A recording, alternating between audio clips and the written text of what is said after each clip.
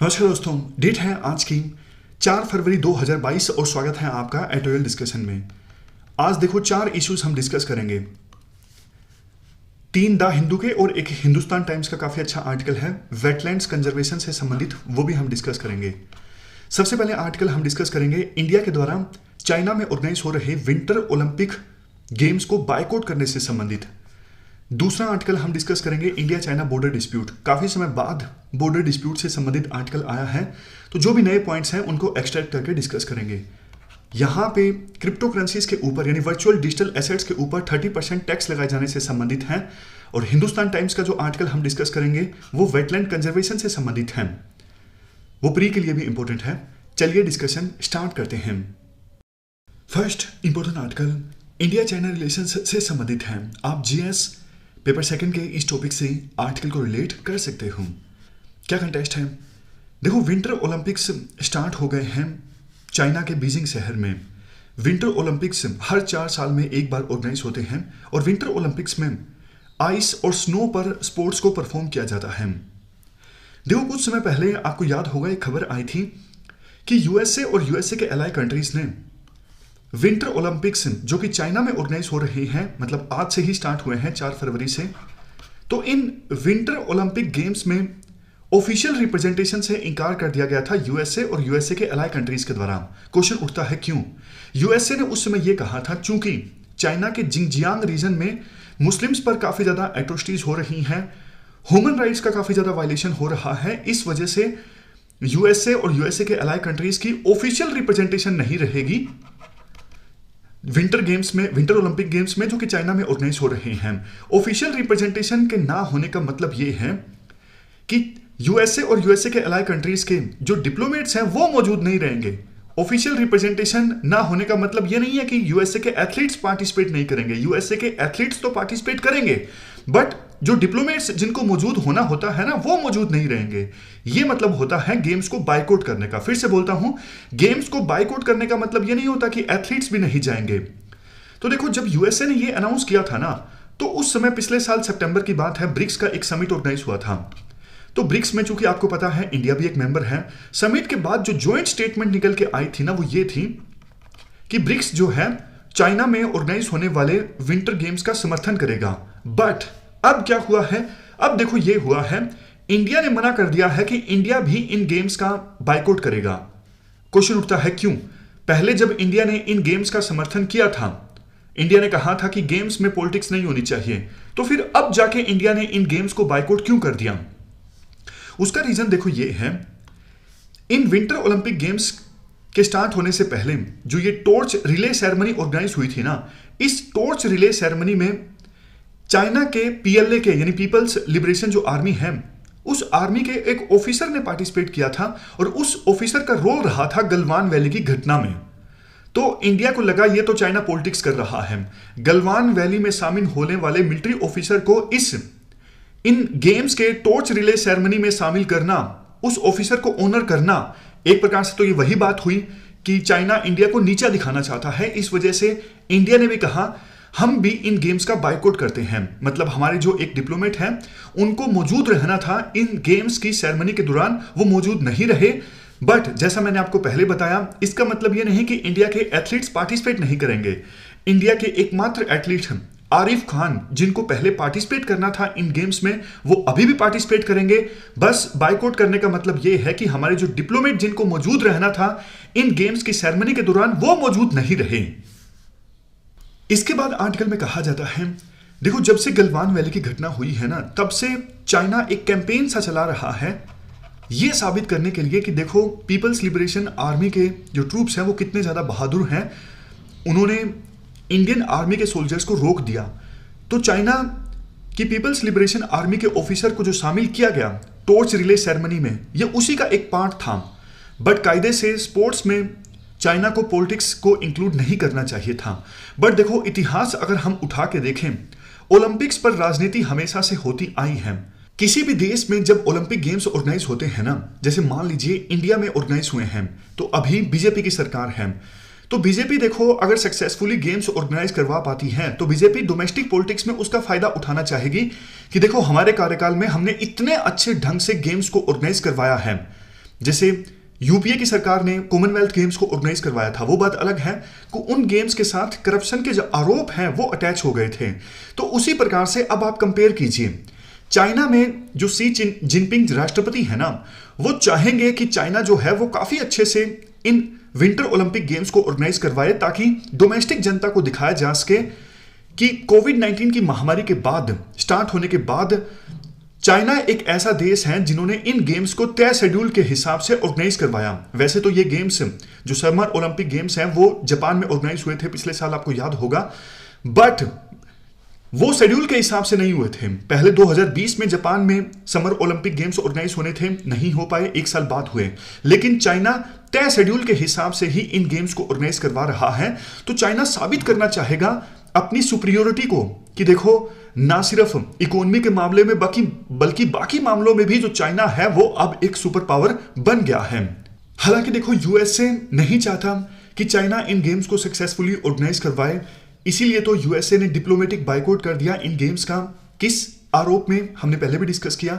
USA ने आरोप लगाया कि जो माइनॉरिटी उइगर मुस्लिम्स हैं जिंगजियांग रीजन में, वहां पे उनके ऊपर ह्यूमन राइट्स का वायलेशन हो रहा है, उनको री एजुकेशन कैंप्स में डाला जा रहा है। पहले तो चाइना ने माना ही नहीं कि इस प्रकार के कैंप्स जो हैं वो जिंगजियांग रीजन में अभी एक्टिव हैं, लेकिन बाद में चाइना ने माना और कहा ये री एजुकेशन कैंप्स नहीं है, ये वोकेशनल कैंप्स हैं, ये उनको स्किल्स प्रोवाइड करने के लिए हैं।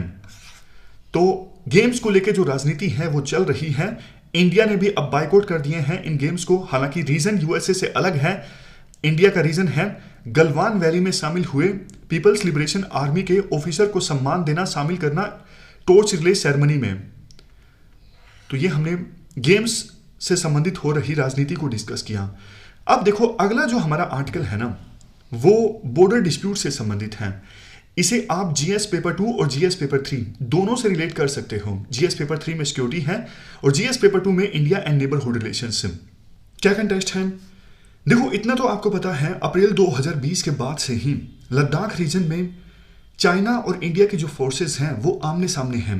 रीजन ये है कि चाइना की जो ट्रूप्स हैं वो एलएसी पार करके इन सभी पॉइंट्स पर आगे आ गई और इंडियन पेट्रोल्स पहले इन पॉइंट्स तक जाती थी पेट्रोलिंग करने के लिए, लेकिन आगे जाने से इंडिया की पेट्रोल्स को रोका जाने लगा। ये सारे पॉइंट्स हैं जहां पर चाइना की ट्रूप्स आगे आ गई और इंडिया की पेट्रोलिंग पार्टीज को रोका जाने लगा। गलवान वैली, जहां पर देखो वायलेंस भी हुआ था, hot springs, Depsang plains, Gogra post, जो पेंगोंग सो लेक है, इसका northern bank and southern bank, Kailash range, Demchok, ये सारे पॉइंट्स हैं जहां पे फ्रिक्शन था इंडिया और चाइना की फोर्सेस के बीच। हाल ही में देखो, हमारे जो आर्मी चीफ हैं जनरल एम नरवणे, इनके द्वारा एक स्टेटमेंट दी गई कि जिन पॉइंट्स पर फ्रिक्शन था ना, 5 और 6 पॉइंट्स थे जिन पर फ्रिक्शन था, उनमें से 5 पॉइंट्स तो ऐसे हैं जिन पर विवाद को सुलझा लिया गया है और एक जो फ्रिक्शन पॉइंट है वो बाकी है जिस पर विवाद को सुलझाया जाना है। राइटर को यह बात अच्छी नहीं लगी। राइटर का कहना है, जनरल एम नरवणे के अनुसार एक जो फ्रिक्शन पॉइंट बाकी है जिस पे अभी विवाद को सुलझाया जाना है, वो आर्मी चीफ के अनुसार है हॉट स्प्रिंग्स। बट देखो, आर्मी चीफ ना दपसांग प्लेन्स को छोड़ दे रहे हैं। दपसांग प्लेन पर अभी चाइना की फोर्सेस आगे हैं, विवाद सुलझा भी नहीं है, लेकिन आर्मी चीफ के अनुसार इस पॉइंट पर विवाद सुलझाना भी नहीं है। मतलब उनके अनुसार यहां पे कोई विवाद है ही नहीं। इसके अनुसार तो इंडिया ने मान लिया कि इस पॉइंट पर चाइना की फोर्सेस जो आगे हैं वहां पर पहले से विवाद था, वो अभी का विवाद नहीं है। इंडिया ने यह मान लिया। जबकि देखो, एक्चुअल में अप्रैल 2020 से पहले आप ये मैप देखिए, एक सेकेंड में मैप ढूंढ लेता हूं। हाँ, ये मैप देख लीजिए आप। ये देखो, ये दपसांग प्लेन का रीजन है।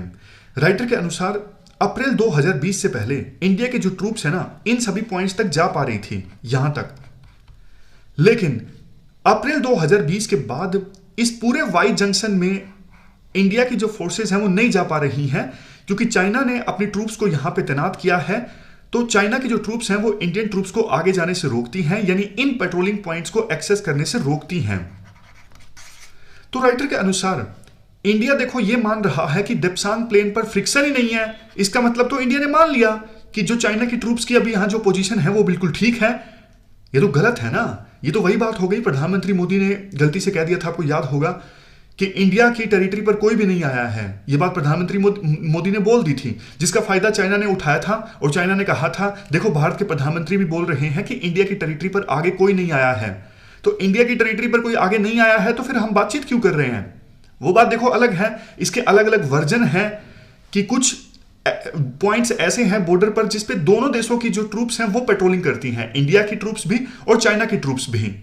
खैर, राइटर के अनुसार प्रधानमंत्री मोदी की उस स्टेटमेंट से हमें नुकसान हुआ था और अब आर्मी चीफ ने जो स्टेटमेंट दी है कि 5 और 6 पॉइंट्स में से 5 पॉइंट्स तो हैं वो सुलझा लिए गए हैं और हॉट स्प्रिंग का जो पॉइंट्स हैं उस पे विवाद को अभी सुलझाया जाना बाकी है। तो फिर क्वेश्चन उठता है दिप्सांग प्लेन पे क्या, दिप्सांग प्लेन पर चाइना के जो फोर्सेस आगे हैं उसका क्या वो फ्रिक्शन पॉइंट नहीं है? क्या इंडिया ने मान लिया है कि चाइना की ट्रूप्स की वहां पे जो अभी पोजीशन है वो चाइना की टेरिटरी है? ये क्वेश्चन सबसे बड़ा यहां पर उठता है। इसके बाद राइटर ये बोलते हैं देखो ये जो वाई जंक्शन है जिसपे अभी इंडिया की ट्रूप्स आगे नहीं जा पा रही हैं और ये एलएसी है। मैं आपको एक बार क्लियर दिखा देता हूं। ये यहां पर आप देखिए ये वाई जंक्शन है पूरा, ये इतने सारे patrolling points PP10, PP11, PP12, PP13, इन सारे पेट्रोलिंग पॉइंट्स पर इंडिया की ट्रूप्स नहीं जा पा रही हैं क्योंकि यहां पे चाइना की फोर्सेस तैनात हैं। और एक बात सरकार की तरफ से या फिर आर्मी की तरफ से यह भी बोली गई कि दिप्सांग प्लेन का जो इशू है ना ये 2013 से ही लटक रहा है, यानी चाइना के जो ट्रूप्स हैं वो अभी आगे नहीं आई, यहां पर 2013 में आगे आ गई थी। लेकिन राइटर इस बात को नहीं मानते।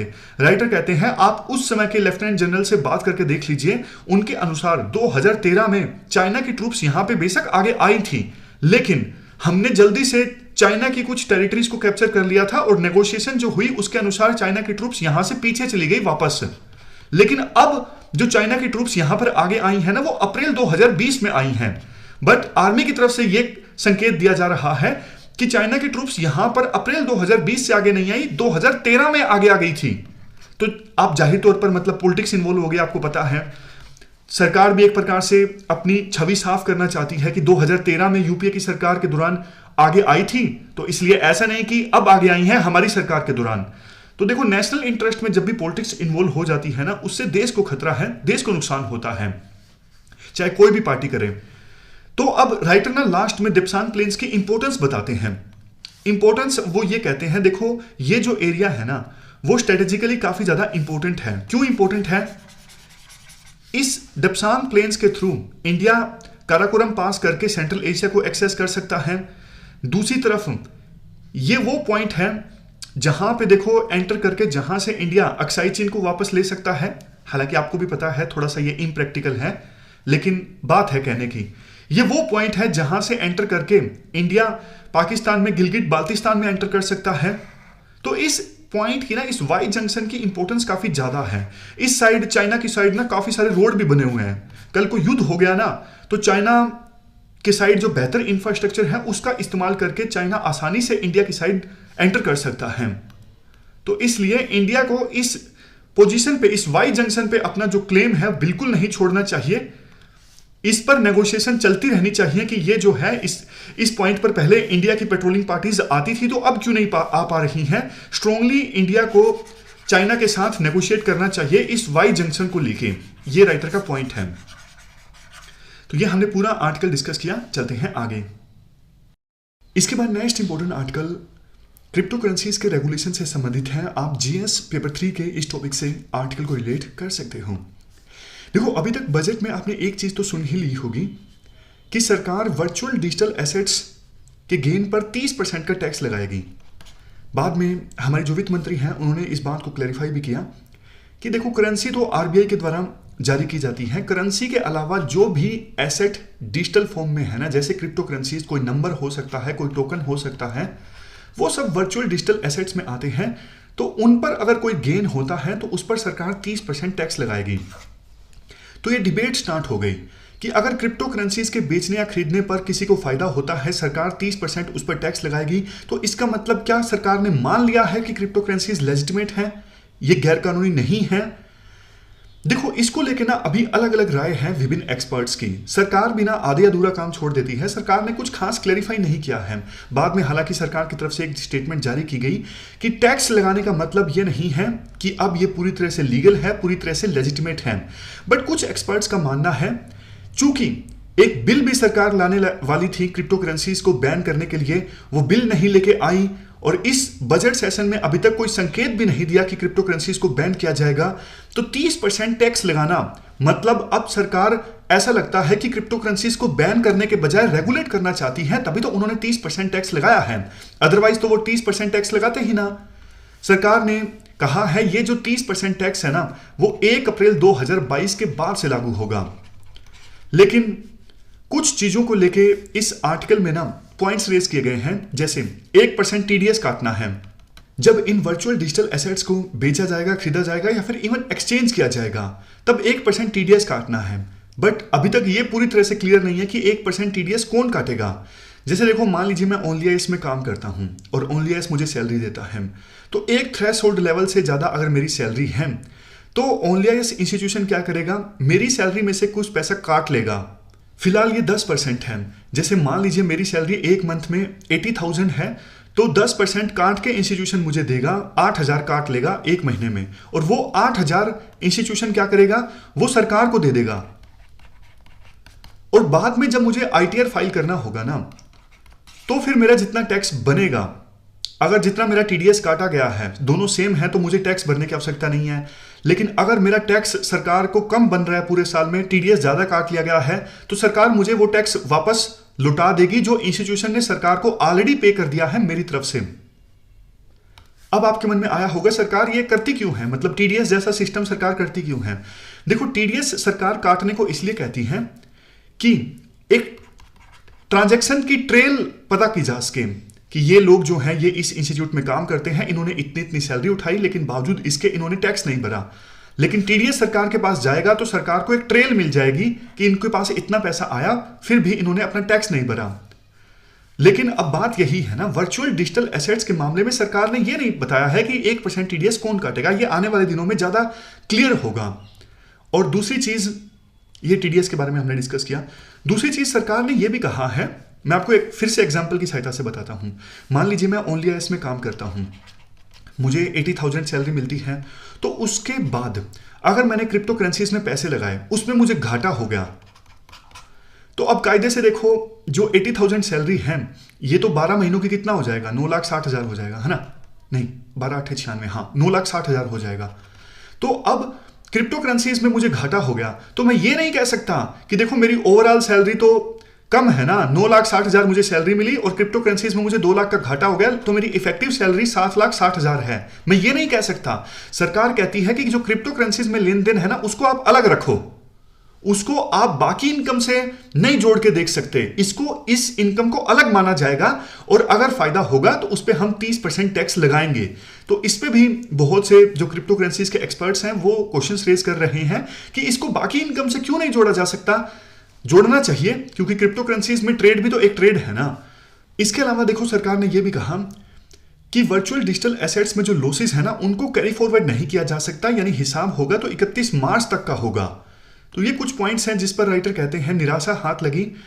30% टैक्स एक तो वर्चुअल डिजिटल एसेट्स पर काफी ज्यादा है, दूसरे देशों में कम है, और सरकार ने इवन रेगुलेट भी तो नहीं किया ना अच्छे से। आने वाले समय में सरकार ज्यादा क्लैरिफिकेशन जारी करेगी तब पता लगेगा। अभी तो सरकार ने कुछ कुछ बातें बोली हैं जो हवा में हैं। लोग जो हैं अपने अपने कयास लगा रहे हैं कि सरकार ने क्या प्रोविजन किए हैं। यह आने वाले दिनों में एक्चुअली साफ हो पाएगा।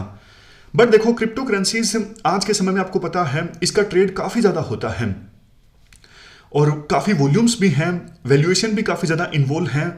हमारे जो यूथ हैं वो भी अपना पैसा काफी बर्बाद कर सकते हैं एडवर्टाइजमेंट्स में आके। जैसे आप देखते हो यूट्यूब पे बहुत सारे जो इन्फ्लुएंसर हैं वो क्रिप्टो करेंसीज को प्रमोट करते नजर आते हैं।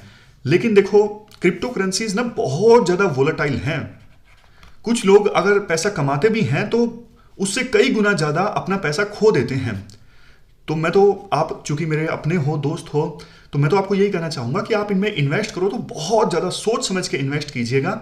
और मेरा तो देखो पर्सनल मानना ये है, क्रिप्टो करेंसी, शेयर मार्केट तो छोड़िए, इवन सोशल मीडिया की डिस्ट्रैक्शन भी नहीं होनी चाहिए एस्पायरेंट फेज के दौरान। मेरा तो आज भी इंस्टाग्राम पे, फेसबुक पे अकाउंट है ही नहीं।